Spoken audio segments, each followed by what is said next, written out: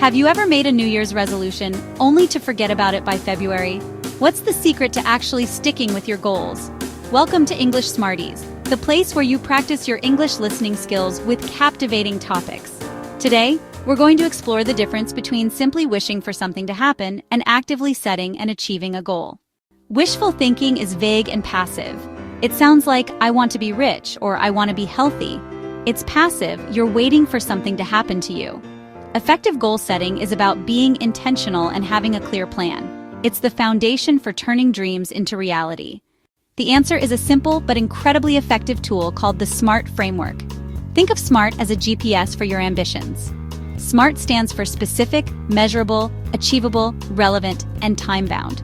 Let's use an example. I want to run a 5K race by the end of next month. Specific, run a 5K race. Measurable, 5 kilometers. Achievable, is this realistic for me?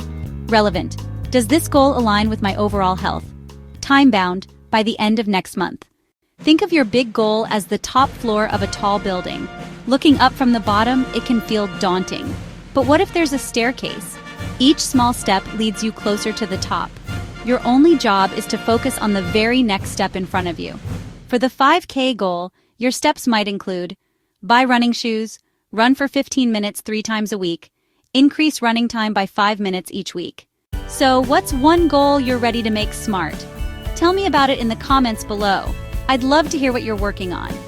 Remember, the difference between wishing and setting goals, the power of the SMART framework, and the importance of breaking goals down into actionable steps. If you found this video helpful, be sure to come back for more. And remember, stay curious.